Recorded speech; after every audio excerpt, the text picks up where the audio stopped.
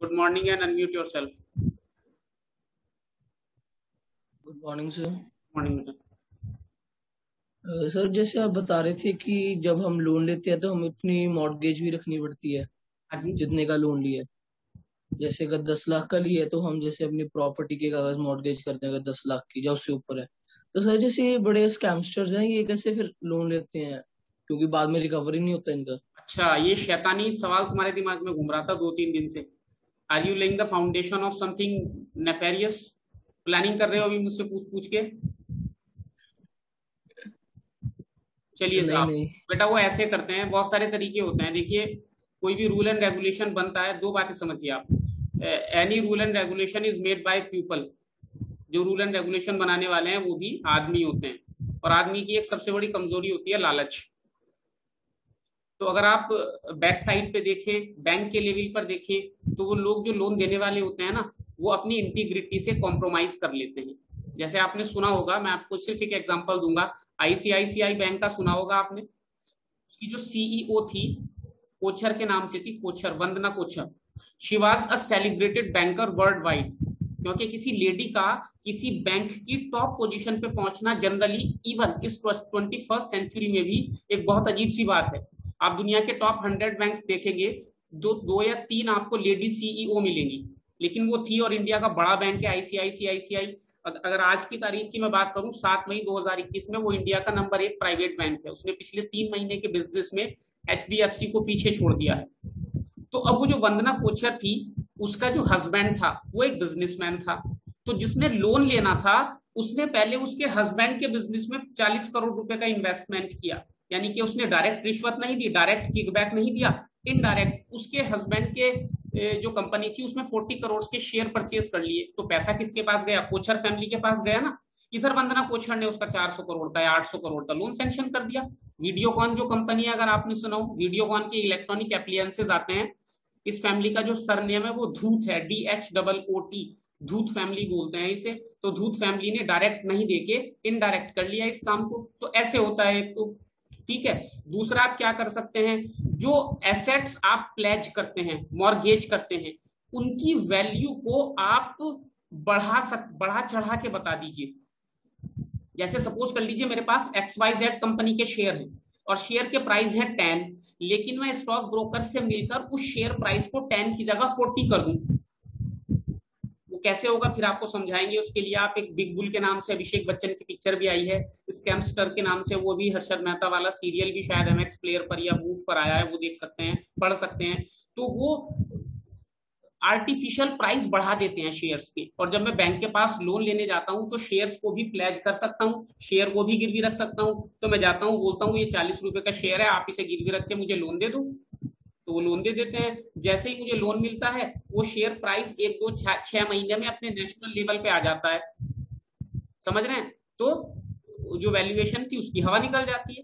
Bank वाले फिर पीछे ढूंढते रहते हैं कि साहब ये तो कम कम है, इसमें आपने बढ़ाना है, ये तो कम प्लेज है, इसे आपने बढ़ाना है। लेकिन फिर कौन सुनता है? फिर तो वो कहाँ चले जाते हैं? लंदन। पता है ना? दो गए हुए हैं अभी, एक आ जाएगा शायद, एक के आने में मुश्किल है, वो बड़ा खिलाड़ी। चलिए साहब, ऐसे होता है बेटा।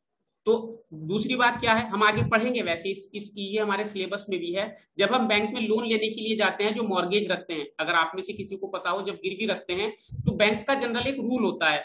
अगर आपके पास 10 रुपीज की प्रॉपर्टी है, आप बोलते हैं कि मेरे पास 10 रुपीज की प्रॉपर्टी है, तो आपको 7 रुपीज का लोन मिलेगा। ये 30% जो होता है मार्जिन होता है। बैंक अपना मार्जिन रख के चलता है कि इन केस अगर प्रॉपर्टी की वैल्यूएशन गिरती है, तो 30% तक कवर रहता है। 30% के बाद 30% के बाद क्या, बल्कि वो 20% के बाद ही जिसने लोन लिया है उसके पास एक मैसेज भेजता है कि आपकी जो मार्जिन थी वो खत्म हो गई है, या तो आप नया मार्जिन सबमिट कीजिए, अदरवाइज हम आपकी प्रॉपर्टी को बेचकर अपने लोन का अमाउंट रिसीव कर लेंगे विद इन नेक्स्ट 60 डेज। अगर वो कर देते हैं तो अच्छी बात है, नहीं करते हैं तो वो उनकी प्रॉपर्टी को बेच देते हैं, और अपनी जो लोन अमाउंट था उसे वापस ले लेते हैं। ये दो ये 2-3 तरीके होते हैं बेटा।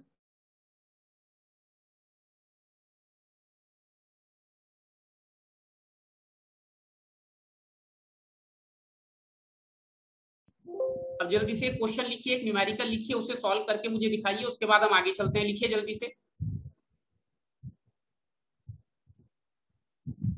इफ, जल्दी से लिखिए क्वेश्चन वहीं पे। If mm is 10, if mm is 10, what is LRR? If mm is 10, what is LRR?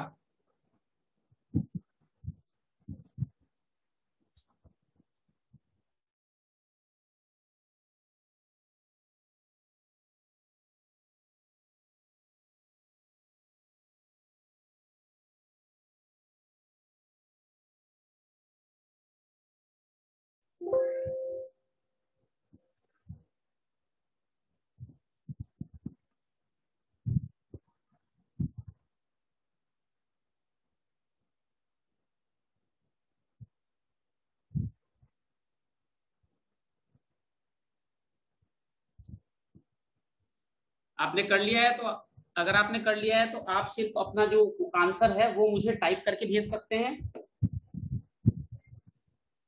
Okay, I am receiving some answers.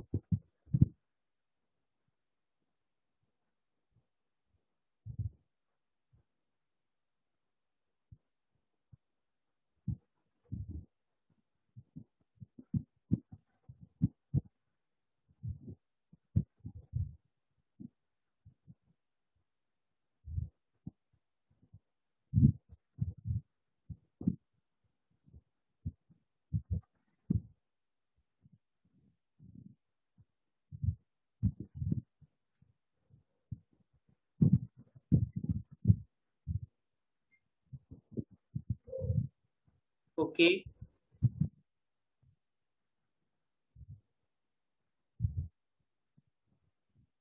Okay, अभी कुछ ही बच्चों के आंसर मुझे मिले हैं, मे बी अराउंड 20।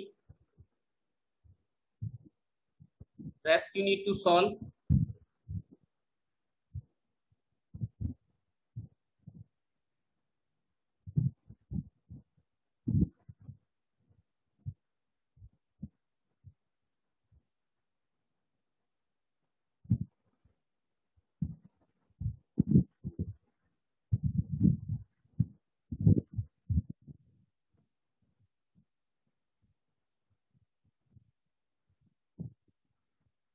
ओके,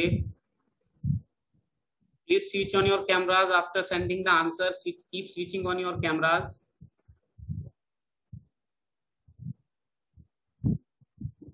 और LRR जो है बेटा वो परसेंटेज में होता है। जो बच्चे मुझे आंसर भेज रहे हैं वो ये सोच ले, या उन्हें ये बात याद रखनी चाहिए थी कि LRR जो है वो परसेंटेज में होता है, और परसेंटेज में कन्वर्ट करने के लिए आपको 100 से मल्टीप्लाई करना होता है। अब जल्दी से एक बार अपना सॉल्यूशन देखिए। वापस नहीं भेजना है आपने कुछ भी, बस अपना ठीक कर लेना है।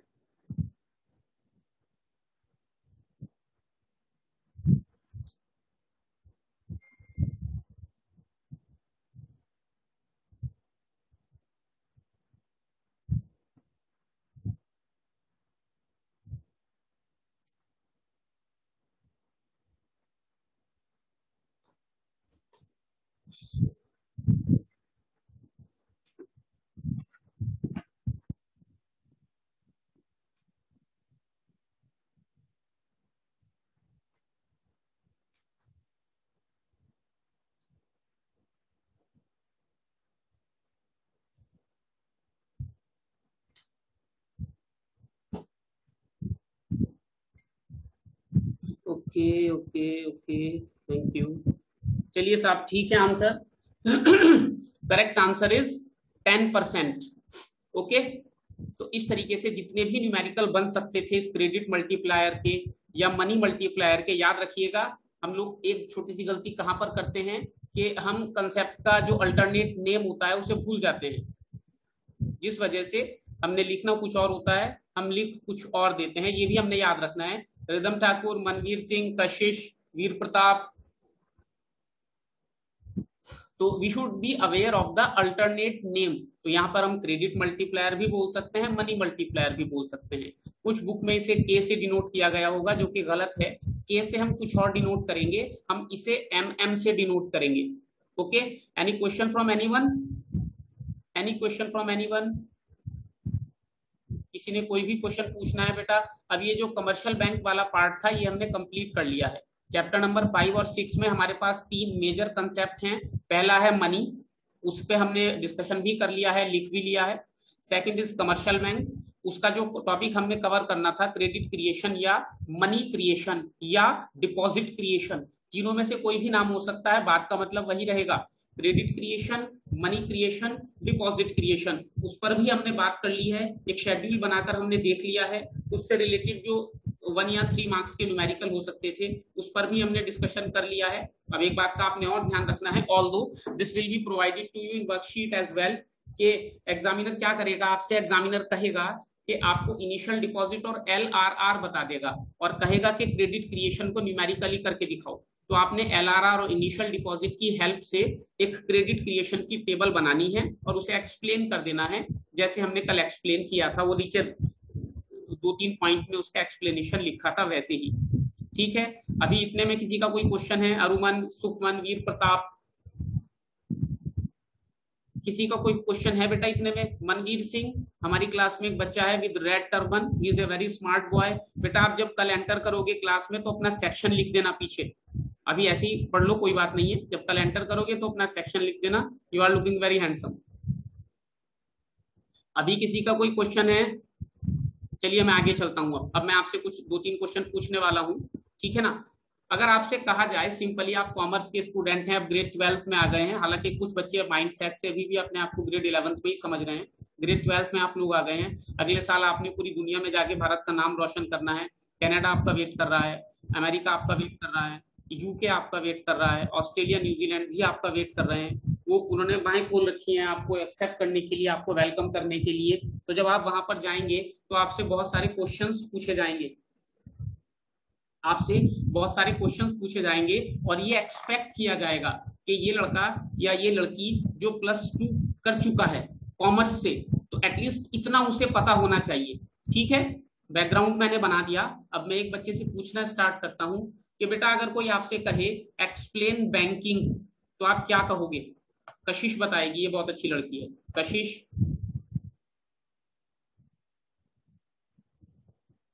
अनम्यूट करो कशिश। Good morning sir. Good morning बेटा, ठीक है आप? Yes sir. ये वेरी गुड थिंग कि आज के टाइम में आप ठीक हैं। 4 लाख केस आ गए आज कोरोना के। तो बताइए, अगर कोई आपसे कहे कि बैंकिंग को एक्सप्लेन करो, तो आप 1 या 2 लाइन में क्या बताएंगे? Bank is a financial institution which help you to deposit the money, and that deposit money is given to the other institution for their production process. Like bank helps in deposits and also providing loans. Second, banking is a process of deposits and providing loans. Very good बेटा, you R A champion.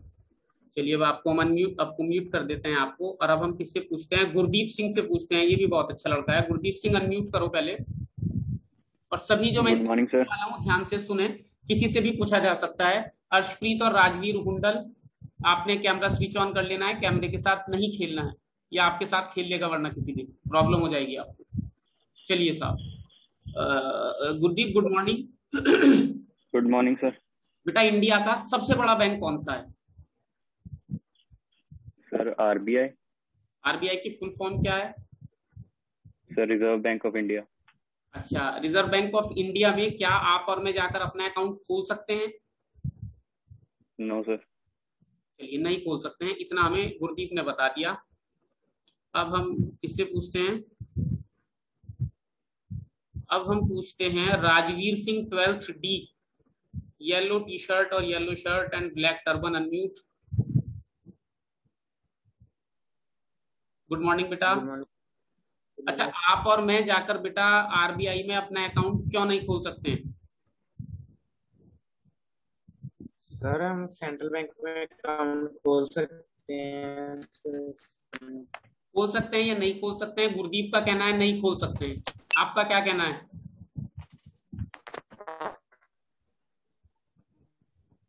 आवाज का fluctuation हो रहा है, कोई बात नहीं है।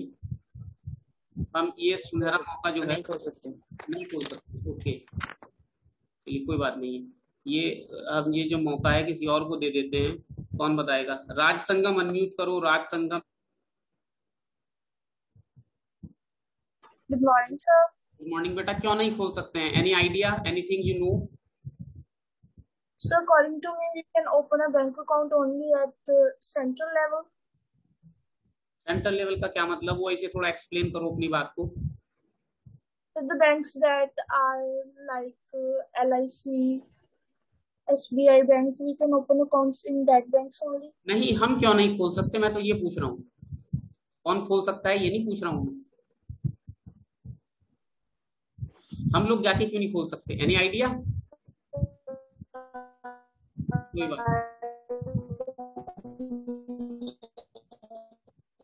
चलिए चलिए म्यूट कीजिए आप, कोई बात नहीं है। अच्छा, एक अभी आया था मेरे पास, कौन? समवन रेज हिज और हर हैंड। कौन था वो? कोई बात नहीं है, लेकिन नहीं खोल सकते हैं इसके बारे में कौन बताने वाला है? एक चांस और दे देते हैं हम किसी को। मनीभा से पूछते हैं। मनीभा अनम्यूट करो। Good morning, sir. Good morning बेटा, क्यों नहीं खोल सकते हैं? So maybe the RBI is a regulating body, so it supervises other banks. So we can make deposits only in the banks like commercial banks. So RBI just regulates that, and that's why we can't open bank account anymore. ये लड़की पढ़ कर आई है, इसे बोलते हैं pre reading. कोई बात नहीं, बहुत अच्छी बात है। ऐसा आप लोगों को भी करना चाहिए। जब कोई टॉपिक शुरू होने वाला है तो उसे एक बार पहले पढ़ लेना चाहिए। बहुत अच्छी बात है। देखिए, रेगुलेटर देखा है आप लोगों ने? रेगुलेटर, आपके घरों में रेगुलेटर है? रेगुलेटर का क्या काम होता है बेसिक समझिए, क्योंकि ये वर्ड जो है बार बार यूज होगा और आपसे कहीं भी पूछा जा सकता है, हर फील्ड में होता है। रेगुलेटर का क्या काम होता है? हमारे घरों में रेगुलेटर होता है, उसका क्या काम होता है ये बताएगी गुरलीन पन्नू। अनम्यूट करो जल्दी से, जल्दी जल्दी करो। हाँ जी, गुड मॉर्निंग बेटा। रेगुलेटर का क्या काम होता है आपके घर में? रेगुलेटर खाना किस चीज पे बनाते हो? चूल्हे पर बनाते हो, हीटर पर बनाते हो, या गैस पर बनाते हो? नहीं आ रही है आपकी आवाज, कोई बात नहीं है, शायद कुछ प्रॉब्लम हो सकती है। विशुजीत अनम्यूट करो जल्दी से। Vishwajit. Good morning sir. Morning बेटा, रेगुलेटर है घर में? हाँ जी सर। कहाँ पे है, किस जगह है? सर रसोई जी। रसोई में है। अच्छा, जहाँ पे रूम पे आप बैठे हो यहाँ नहीं है रेगुलेटर कोई? नहीं सर, पता नहीं। ध्यान से देखो। अच्छा, यही तो बात है ना। कोई बात नहीं है, बहुत सी बातें नहीं पता होती है लाइफ में। अभी चीजों को ना समझना चाहिए हमें बेटा। ये तो सब जो मैं आपको बताऊंगा बुक में लिखा है, आप कितना समझते हैं ये मेरा अक्सर में कंसर्न होता है। एकता से पूछते हैं। एकता अनम्यूट करो, जल्दी करो, किसी की जान नहीं बचेगी। Good morning.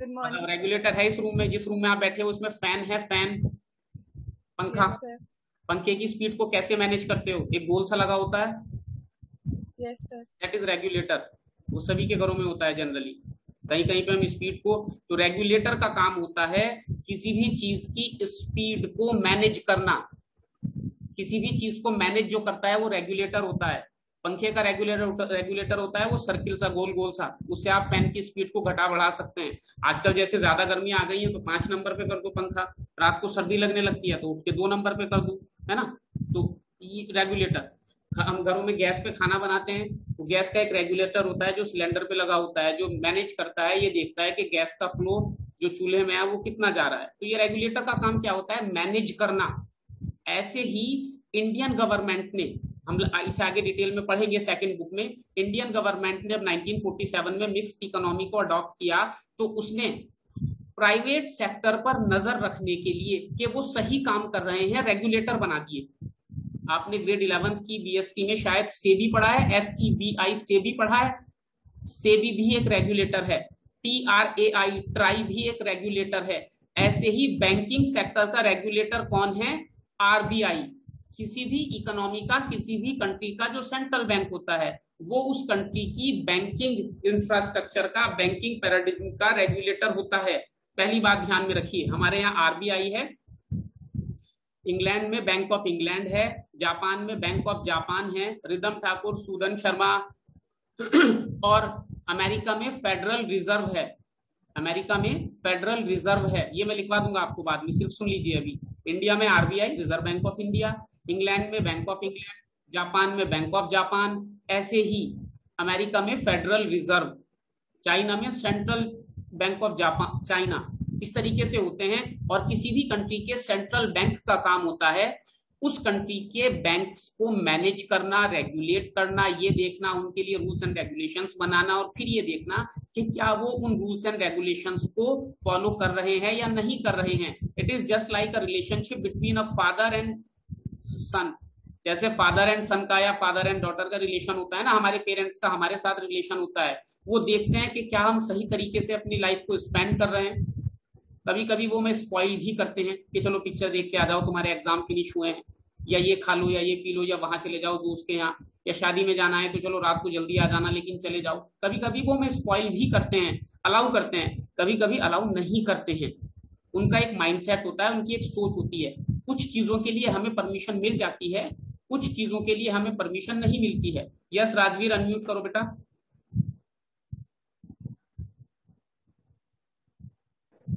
नहीं कर रहे। हाँ जी, क्या कहना चाहते हो बेटा राजवीर? सर वो गलती से हो गया था। चलो कोई नहीं, गलतियां भी करना जरूरी होता है लाइफ में, तभी तो हम सीखते हैं। तो ये होता है आरबीआई का काम इंडिया के बैंकिंग सेक्टर के लिए। पहली बात क्लियर है आपको? दूसरी बात समझिए, इंडिया के बैंकिंग सेक्टर में, इंडिया के फाइनेंशियल सेक्टर में सिर्फ बैंक नहीं होते हैं। हम कहें कि आरबीआई का काम होता है HDFC, SBI, PNB, Punjab and Sind bank, Punjab national bank, ऐसे बैंकों पे नजर रखना, वो आरबीआई का काम होता है। लेकिन उसके अलावा भी किसी कंट्री के बैंकिंग इंफ्रास्ट्रक्चर में बहुत सारी यूनिट्स होती हैं, जैसे एलआईसी, जैसे इंश्योरेंस कंपनीज हो गई, बैंक हो गए, ये रूरल डेवलपमेंट बैंक हो गए, फॉरेन इंस्टीट्यूशनल इन्वेस्टर हो गए, बहुत सारी बैंकिंग यूनिट्स होती हैं। स्मॉल बैंक हो गए, छोटे छोटे बैंक भी अब आरबीआई ने उन्हें परमिट किया है ना। उसके अलावा एनबीएफसी हो गए। ये एनबीएफसी का आप खास ध्यान रखिएगा, एनबीएफसी का मतलब होता है नॉन बैंकिंग फाइनेंशियल कॉर्पोरेशन, यानी कि वो फाइनेंशियल कॉर्पोरेशन जो लोन देती हैं, साथ ही साथ डिपॉजिट एक्सेप्ट करती हैं, लेकिन बैंक नहीं होती हैं। जैसे श्रीराम फाइनेंस करके है, और भी बहुत सारी हैं। NBFC non banking financial corporation, वो तीसरा काम नहीं करती, वो सिर्फ या तो आपका पैसा डिपॉजिट करेंगी, आपको उस पर इंटरेस्ट दे देंगी, या आपको लोन दे देंगी। वो तीसरा काम नहीं करेंगी इन्वेस्टमेंट वाला। और उन्हें बैंकिंग के लिए, क्योंकि आरबीआई ने परमिट नहीं किया होता, आरबीआई ने लाइसेंस नहीं दिया होता, इसलिए उन्हें बैंक नहीं माना जाता। कोई भी कंपनी, कोई भी कॉर्पोरेशन अपनी मर्जी से बैंक नहीं बना सकता। अंबानी, अडानी, टाटा, बिरला कहने लगे कि हमारे पास तो इन बैंकों से बहुत ज्यादा पैसा है, हम अपना बैंक खोलेंगे, ऐसा नहीं होगा। आरबीआई बैंक के लिए लाइसेंस इशू करता है। उस लाइसेंस को इशू करने के लिए आरबीआई के कुछ पैरामीटर्स होते हैं। उन पैरामीटर्स में मनी की अवेलेबिलिटी कोई बहुत बड़ा पैरामीटर नहीं होता है। उस इंस्टीट्यूशन की इंटीग्रिटी, उसका पास्ट रिकॉर्ड, उसकी ऑनेस्टी, उसका रूल्स एंड रेगुलेशंस को फॉलो करना, ये ज्यादा इंपॉर्टेंट होता है। उसके प्रमोटर का रिकॉर्ड, प्रमोटर मतलब उसके डायरेक्टर, उसके ओनर हम बोल सकते हैं, उनका रिकॉर्ड ज्यादा इंपॉर्टेंट होता है other than any other thing. They should be clean people. उसके बाद आपको बैंकिंग का लाइसेंस मिलता है। ये बात भी क्लियर हो गई। अब वापस आरबीआई पर आते हैं। जैसे दूसरे हमारे जितने भी इंस्टीट्यूशन हैं वो 1947 के बाद स्टार्ट हुए हैं, लेकिन आरबीआई 1947 के बाद स्टार्ट नहीं हुआ, आरबीआई 1934 में स्टार्ट हुआ। और यहाँ पे मैं आपको एक छोटी सी स्टोरी बता देता हूँ, 5 मिनट है अभी हमारे पास। बैंकिंग का मतलब होता है ट्रस्ट। 17th सेंचुरी में सबसे पहले स्कॉटलैंड में बैंक बने थे, छोटे छोटे होम बैंक जो होते थे। वहां पे कोई रिच आदमी होता था जो कि ट्रस्ट वर्दी होता था। रिच आदमी ज्यादातर ट्रस्ट वर्दी नहीं होते हैं, लेकिन अब से 500 साल पुरानी बात है। उस वक्त कुछ फैमिलीज थी स्कॉटलैंड में। स्कॉटलैंड जो है वो यूनाइटेड किंगडम का या ग्रेट ब्रिटेन का एक पार्ट है। वहां पे कुछ फैमिलीज थी जो ट्रस्ट वर्दी थी, जो दूसरे बिजनेसमैन थे जो ऑल ओवर वर्ल्ड बिजनेस कर रहे थे, वो जब कहीं बाहर जाते थे या आते थे तो अपने जो वैल्यूएबल्स थे उनके पास रखा दिया करते थे और वापस आने पर वापस ले लिया करते थे। यहां से बैंकिंग की स्टार्ट हुई। और हमेशा याद रखिए, बैंक का मतलब होता है ट्रस्ट, बैंक का मतलब होता है goodwill. At all level, at all cost RBI ये कोशिश करता है कि जितने भी कमर्शियल बैंक हैं उनकी गुडविल, और गुडविल ही समझिए बस, उनकी गुडविल कभी खराब नहीं होनी चाहिए। आप पिछले 3-4 साल में देख लीजिए, छोटे छोटे कुछ बैंक थे जिनकी गुडविल के बारे में ये न्यूज आई कि ये बैंक इंसॉल्वेंट होने वाला है, यानी कि इस बैंक के पास कैश की कमी है, लिक्विडिटी की कमी है, तो लोगों ने लाइन लगा लगा कर उस बैंक से अपने डिपॉजिट निकाल लिए।